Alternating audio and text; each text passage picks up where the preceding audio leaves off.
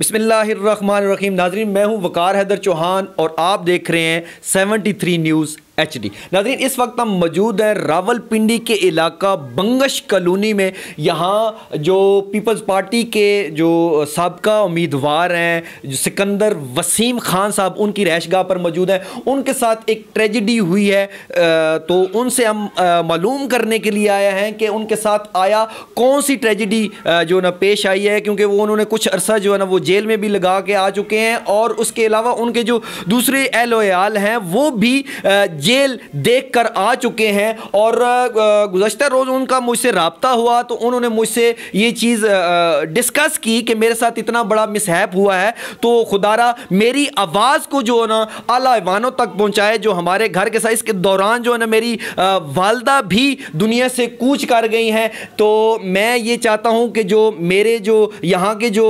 अवाने आला हैं वो मेरी आवाज़ को जो है ना सुने और हमें इंसाफ जो है ना वो मुहैया करें। वाक़या कुछ यूँ है कि इनके जो बहनोई हैं वो ग़ुलाम मुस्तफ़ा अंसारी साहब, उन्होंने इनके साथ ये गेम खेली है कि अपने ही बच्चे को अगवा किया और वो केस जो है ना ये जो इनकी जो सिस्टर हैं उनके ऊपर और इन भाइयों तमाम भाइयों के ऊपर डाल दिया गया। तो क्या कहानी है और क्या हुआ ये सब कुछ जानते हैं सिकंदर और उनकी सिस्टर से। आइए मेरे साथ। जी तो अच्छा ये बताइएगा जी, आप ये बताइएगा कि ये जो मामला हुआ है ये इसकी क्या बुनियाद क्या है, ज़रा ये हमारे नाज़रीन को बताइए कि आपके साथ ये क्यों ऐसा मामला पेश है, इसकी बुनियाद क्या है। जी अस्सलाम वालेकुम। सबसे पहले तो मैं आपको ये बताऊं कि मेरे हस्बैंड जो हैं Chaudhary Ghulam Mustafa Ansari National Peace Council के चेयरमैन हैं, ठीक है। ये पीस पर काम कर रहे हैं और मैं उनकी बीवी हूँ। और उन्होंने मेरे साथ जो इतनी बड़ी ज़्यादती की है वो उसका रीज़न ये था कि वो मेरे साथ हमेशा लड़ाई झगड़े फसाद, सिर्फ क्या डिमांड्स, उनकी डिमांड्स हम में कैसी डिमांड्स करते थे? उनकी ये थी, कभी ये ला के दो, कभी वो ला के दो, कभी गाड़ी ला के दो, जो कि मेरे घर वाले पूरे करते रहे। फिर उन्होंने इस तरह किया, मेरे साथ मार पीट, मेरी बच्ची को लेकर चले गए, ठीक है। जब मैं तंग आ गई, मैंने कहा मैंने उनके साथ नहीं रहना। फिर उन्होंने इस तरह किया कि अपने ही बेटे को अगवा करके अपने ही बेटे को छुपा लिया। और मेरे क्या रीज़न थी बेटे को अगवा करने के, क्या मकासद थे? मकासद यही है ना कि उनकी डिमांड्स थी। मैं तंग आ गई थी उनकी डिमांड्स पूरी कर करके, और आखिर उन्होंने यही कहा कि मैं तुम्हें ऐसा फंसाऊँगा कि तुम घुटने टेकोगी मेरे आगे, जो कि उस शख्स ने किया। ये खाली मैं नहीं, उस बंदे ने 7 शादियाँ की हुई हैं, मैं 7वें नंबर पे हूँ। हर औरत के साथ उस शख्स ने ज़्यादती की है, ठीक है। मेरे जो उसके जो सेकंड वाइफ थी उसका ये बेटा था। नाज़रीन, मैं एक बात यहाँ पे मेंशन करना चाह रहा हूँ कि ये बता रही हैं कि 7 शादियाँ उस बंदे ने की हुई हैं और ये जो है ये 7वीं बीवी है उनकी।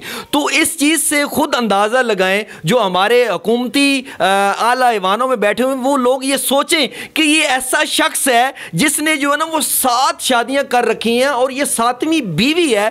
तो सोचने की ये बात है कि जो बंदा 7 शादियां कर चुका है, आया वो कितनी ही कुछ उसके अंदर हकीकत और सच्चाई होगी कि जिस बंदे ने इनके साथ धोखा फ्रॉड, ये तो एक है ना। अगर देखा जाए तो हो सकता है वो जो 7 इससे पहले जो 6 थी उनके साथ क्या क्या हुआ, क्योंकि वो तो रिपोर्ट नहीं हुई। बाद जो ऐसे वाकयात पाकिस्तान के अंदर बहुत से वाकयात ऐसे हो रहे हैं जो रिपोर्ट नहीं हो रहे, तो ये तो वाकया रिपोर्ट हो गया, ये 7वां वाकया है। तो हमारे जो हुकूमती नुमाइंदे हैं उनसे भी हमारी जो गुजारिश है कि इनकी अगर ये गुफ्तगू आप सुन रहे हैं तो ज़रा गौर कीजिएगा कि वो शख्स कितना जो है ना वो चालाक है कि वो क्या कुछ जो है ना वो गुल खिला रहा है। अच्छा मज़ीद मैं आपसे ये पूछना चाहूँगा कि वो जो और कितनी इसके अलावा 7 शादियाँ कर चुकी हैं? इसने 7 शादियाँ की थी और हर औरत के साथ इसने ज़्यादती की है। हर औरत को इसने मार पीट, इवन के स्टाम्प पेपर और फेक FIRs करवाना, उनके भाइयों को अंदर करवा देना, ठीक है। ये इसका ब्लैकमेलिंग इसका काम है। नेशनल पीस काउंसिल ये जो चला रहा है फंड रेजिंग, किस तरह की फंड रेजिंग, घरों में इन्होंने मशीनें रखी हुई हैं, लोगों को बेवकूफ़ बना रहा है, लोगों को कार्ड्स की मद पे फंड्स ले रहे हैं। ये फंड्स किस मद में जा रहे हैं? डोर टू डोर फंडिंग होती है। जी, ये जो भी आता है ना, इसमें काउंसिल का मेंबर बनता है, उससे इसने फीस चार्ज करना, किसी को अगर सूबे का चेयरमैन बना रहा है। अच्छा, ये कोई डोर टू डोर जो फीस लेना ये तो अलाउ ही नहीं है, ये तो गैर कानूनी है, जो है ना कानूनन जुर्म है। यही तो मैं चाहती हूँ, अगर ये रियासत मदीना है तो उसमें ऐसा मलून शख्स क्यों जो इतना दंदनाता फिर रहा है, जिसने अपनी बीवी के साथ ऐसा किया, अपने बेटे को छुपा के मेरे पे FIR करवाई। मैं 3.5-4 माह में अंदर जेल में रही, मेरे भाई जेल में रहे, इस दौरान मेरी मदर की डेथ हो गई। इतना बड़ी मेरे साथ ज्यादती होती रही और ये सब दंदनाता फिर रहे, जगह जगह अपने PRs यूज करके और मतलब लोगों को बेवकूफ बनाना। अच्छा, मैंने सुना है कि वो अपने आप को जो है ना किसी भी मिनिस्टर का एडवाइजर जाहिर करता है और उसके मामलात हो जाते हैं। मिसाल के तौर पे वो कहीं भी बात करता है तो वो अपने आप को ये शो करता है जी मैं फलां का एडवाइजर हूं, तो उसकी बात बहुत सुनी जाती है। तो इसमें कितनी हकीकत है? मैं यही तो चाहती हूँ कि इसको क्लियर किया जाए, इसको फ्रंट पे लाया जाए। ये बिल्कुल जाहिल आदमी है, इसमें कोई एजुकेशन की एक पॉइंट भी इसमें एजुकेशन नाम की चीज़ नहीं है, ठीक है। ये बंदा सिर्फ टोपी ड्रामे करके, ठीक है, और इसने गार्ड्स गनमैन्स रख के लोगों को बेवकूफ़ बनाने के लिए, ठीक है, ढोंगी जिसे कह लें आप, ये ढोंग करता फिर रहा है। मैं अब इंसाफ चाहती हूँ, मैं हर प्लेटफॉर्म पे जाऊँगी, मुझे इंसाफ चाहिए। मेरी माँ एक्सपायर हो गई, मैं इस दर्द में अब और अगर मैं नहीं बर्दाश्त कर सकती, मैं इस चीज़ के बारे में अपने हक के लिए मैं आखिरी हद तक मैं लड़ूंगी। इस शख्स ने मेरे साथ जो किया, मेरे बच्चे, मेरे भाइयों के बच्चे, मेरे घर में एक यानी कि एक लम्हा सोग में गुजरा। आखिर क्यों ऐसे दंदनाता आदमी ये क्यों फिर रहा है? ये किस पीस पर काम कर रहा है? ये किसी और ही चक्रों पे काम करता है। ये असल में कोई इंसाफ, कोई अमन पे काम नहीं किसी पार्टी से भी तल्लक है इसका जिन ये असल में जिसे कहते हैं ना लोटा आदमी, ये वो है। हर टाइम के साथ साथ ये हर पार्टी, जो भी पार्टी इक़्तिदार में आती है उसके साथ ये मिल जाता है। दूसरे के बारे में ये नेगेटिव हो जाता है। आगे किस तरह की पार्टी में मुझे नहीं समझ में आती कि लोग इसको बिठा कैसे लेते अपने साथ। एक नंबर का ये जाहिल आदमी, आता जाता इसे खाक नहीं है। किस तरह के लोग इसके साथ सिर्फ तस्वीरें खिंचा लेने से क्या इसके टर्म्स रिलेशन बन जाते हैं? फेसबुक पे अपने आप को एक्सपोज कर रहा है कि मेरे टर्म्स रिलेशन ऐसे लोगों के साथ। अच्छा, मुझे एक चीज़ बताइएगा कि जब आपकी शादी हुई तो उससे पहले जो ना आप इन चीज़ों का पता था, मालूम था कि उसकी पहले शादियाँ हो चुकी हैं? मुझे नहीं पता था, इन्होंने यही बताया था ये जो हसन हुसैन है इनकी मदर की डेथ हो गई है, ठीक है। तो हमने कहा चले ठीक है, ये मेरे भाई ने उन पर रहम खाया, चले ठीक है हम बर्दाश्त कर लेते हैं, कोई बात नहीं, बच्चे सबके एक जैसे होते हैं। उन पे हाथ रखा इतने अच्छे तरीके से, मैं हल्फन कह रही हूँ कि उन बच्चों को बहुत अच्छे तरीके से ट्रीट किया। लेकिन उस शख्स ने जो मेरे साथ किया, जो मेरे भाइयों के साथ किया, मुझे अब इंसाफ चाहिए। अच्छा, सबसे पहले उन्होंने क्या डिमांड रखी थी आपसे, जो है ना जो आपके भाइयों ने पूरी कर दी, तो उसको ये चीज़ उसने कहा जी कि अब मिलती रहेंगी, जो कौन सी?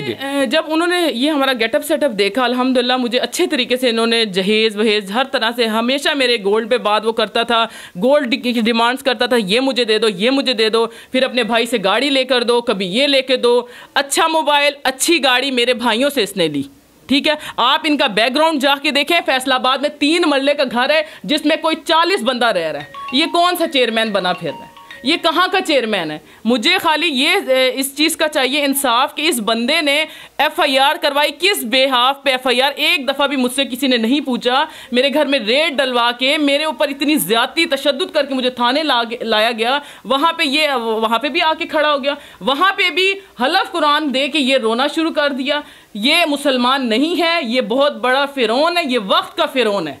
मुझे इंसाफ चाहिए। मैं अपनी आवाज़ उठा रही हूँ, इसलिए उठा रही हूँ कि जिस औरत के साथ इसने ज़्यादती की है, मैं हाथ जोड़ रही हूँ कि वो सारी फ्रंट पर आएँ, वो इस शख्स के लिए आवाज़ उठाएं। ये इंतहाई बेगैरत इंसान है जिसने इतनी ज़्यादती की। मेरी माँ मुझे वापस ला दें, मैं कहती हूँ, फिर भी मैं मतलब हम लोग ऐसे नहीं थे कि हम लोग इस तरह फ्रंट पे आते हैं। हम लोग अदालतों में जलील हुए, हम लोग जेलों में जलील हुए।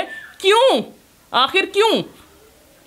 अच्छा, आप ये बताएं कि ये जो बच्चा उन्होंने अगवा किया, ये किसके थ्रू जो है ना ये अगवा किया गया? बच्चे को किसके थ्रू अगवा किया गया? उसने ये अपना बेटा जो था, इसके पास एक लड़का था आमिर नाम का, आमिर, उसके थ्रू इसने ये बच्चा पहले F11 में रखा। समीउल्लाह गोंदल के पास ये बच्चा रहा, ठीक है। समीउल्लाह गोंदल के बाद ये बच्चा 7 दिन बाद कराची इसने ज़ोप में इसने भेजा, कोयटा ज़ोप में, ठीक है। बाय बस ये बच्चा कराची गया, वहाँ पे जाके ये बच्चा रहता रहा। ये टेलीफोनिक इनकी बातचीत होती रही और उस बंदे के पास ये बच्चा रहता रहा। और इसने हमें मेरे पास जेल में बार बार आके यही कहता रहा, देखो मैं तुम्हें कहाँ तक पहुँचाता हूँ। मैंने कहा पहुँचा तो दिया, लेकिन ये मुझे वहाँ कहता रहा, कभी आप मुझे स्टैम्प पेपर ब्लैंक दें, कभी आप मुझे ये दें, कभी मुझे वो दें। मैंने इसकी किसी डिमांड्स को उस टाइम नहीं माना। क्यों? क्योंकि मैं हक पे थी, मैं सच पे थी, मुझे अपने अल्लाह पे यकीन था कि मैं बाहर आऊँगी। और अल्लाह ताला ने ऐसा ही किया। पुलिस की बरवक्त कार्रवाई की वजह से पूरी एक टीम तश्कील दी गई और फिर इस बच्चे को वहाँ से कोयटा ज़ोब से बरामद किया और यहाँ पे लाकर उस बच्चे के बयान हुए। बच्चे ने एक पॉइंट बताया है, हालांकि वो बच्चा आपदा का था। इसने उस FIR में नायला का बेटा जो इसकी मिसिस थी पहली, उसका नाम लिखवाया। बच्चे ने खुद बताया कि मेरी माँ जो थी वो बचपन में मतलब ये छोटा था और इनकी मदर की डेथ हो गई थी। एक पॉइंट बच्चे ने क्लियर बताया और बच्चे के सारे बयान आप लोगों के सामने आ गए हैं। 164 के बयान हुए हैं और अब मैं इंसाफ चाहती हूँ कि अब भी ये बंदा जगह जगह दंदनाता फिर रहा है, लेकिन अब ऐसा नहीं होगा जी। मेरी इमरान खान साहब से अपील है कि मुझे इंसाफ दिलाया जाए। जितने हुकूमती अहदेदारान हैं इनसे मुझे इंसाफ चाहिए, मुझे वज़ीर दाखिला साहब से इंसाफ चाहिए, मुझे हर प्लेटफॉर्म जो पाकिस्तान में वर्क कर रहे हैं मुझे उन लोगों से इंसाफ चाहिए, ताकि मेरे साथ जो इतना जुल्म हुआ है, मैं अपनी आवाज़ इसलिए मैं आ रही हूँ फ्रंट पे, ताकि मेरे साथ इंसाफ हो। मैं इंसाफ चाहती हूँ।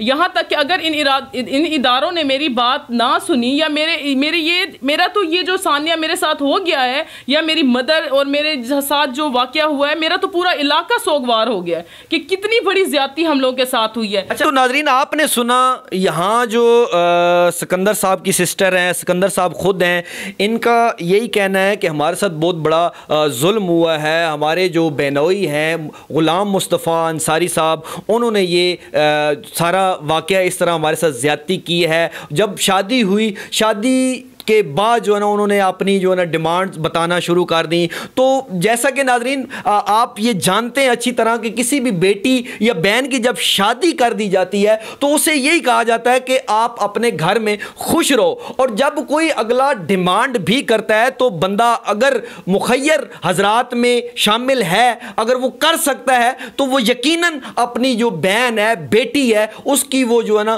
ख्वाहिश को पूरा करेगा और उसकी जो मियाँ हैं उनकी डिमांड भी पूरी करने की कोशिश करता है, ताकि उसकी जो बेटी है, उसकी जो बहन है, वो खुश रह सके। लेकिन यहाँ कुछ ऐसा हुआ कि जब इन्होंने कुछ डिमांड्स उसकी पूरी की, उसके बाद उसने इस चीज़ को मामूल बना लिया और वो गाए बगाए मुख्तलिफ डिमांड्स करता रहा, जिसे वो ये लोग पूरा करते रहे। लेकिन जिस वक्त इन्होंने हाथ उठा लिया, जब डिमांड्स, क्योंकि जब बढ़ गई डिमांड, तो इन्होंने पीछे हाथ खींचा, तो उसने देखा कि अब मेरी डिमांड्स पूरी नहीं हो रही, तो उसने घर के अंदर झगड़ा शुरू कर दिया और यहाँ तक कि अपने इनसे बदला लेने के लिए जो ना अपने ही बेटे को अगवा कर लिया और वो अगवा अपने ड्राइवर से करवा के उसे बलोचिस्तान भेज दिया। पीछे इनके ऊपर जो है ना वो झूठा मुकदमा करा दिया। अच्छा, यहां अब कहने की जो सोचने की बात है वो ये है कि एक झूठा और सफाक शख्स जो है ना वो सिर्फ और सिर्फ चंद टकों की खातर वो जो ना अपने बेटे को जो है ना वो अगवा कराता है। यहाँ जो लोग हैं, जो बाप होता है, वो जो बेटे का जो औलाद होती है उसका साहिबान होता है। लेकिन यहाँ कुछ मामलात और दिखाई देते हैं कि यहाँ अपने ही बेटे को जो है ना वो अगवा कराकर बलूचिस्तान भिजवा दिया जाता है, ताकि यहाँ के ये जो मेरी जो बीवी है उसके जो भाई हैं वो डिमांड्स मेरी पूरी करेंगे। लेकिन हुआ कुछ खुदा की करनी ऐसे हुई कि जब वो झूठा पर्चा करवाया, जब इन्हें जेल भिजवा दिया, तो खुदा की करनी ऐसी हुई कि बच्चा बलूचिस्तान से जो है ना वो बाजियाब करा लिया गया, जिसके बाद इन लोगों को जो है ना वो बाइज्जत बरी कर दिया गया। अब सूरत हाल ये है कि इन लोगों की जो इज्जत नफ्स है, एक तो वो मजरू हो चुकी है। यहां सियासी कद काठ है, सिकंदर जो यहां के ये जो रहशी हैं UC9 के, और इनका एक सियासी कद काठ है और इनकी एक तो इज्जत जो नफ्स है वो मजरू हो चुकी है। उसके अलावा यहां पे जो इनकी वालदा थी वो जो है ना दुनिया फानी से जा चुकी हैं, जिसका नुकसान कभी क़यामत तक जो है ना वो पूरा नहीं हो सकता। ये तमाम मामलात हो चुके हैं और अब जो हुकूमती नुमाइंदे हैं उनको ये सोचना होगा कि ये लोग जो शरीफ लोग हैं तो इनको ये जो है ना ये इंसाफ मिलता है कि नहीं मिलता। अब ये हमारे जो हुकूमती नुमाइंदे उनको ये सोचना होगा कि आया अगर तो हम इसको रियासत मदीना बनाना चाहते हैं तो फिर हमें ऐसे जो लोग हैं जो लोगों को दगाबाजी झूठ फ्रॉड के साथ लूटते हैं उनका कलाकुमा करना होगा। नहीं तो ऐसी नौशीन जैसी बहुत सी बेटियां बहुत सी बहनें इसी तरह तबाह बर्बाद होती रहेंगी। इसी के साथ अपने मेजबान वकार हैदर चौहान को इजाजत दीजिए। अगले प्रोग्राम तक के लिए अल्लाह हाफिज।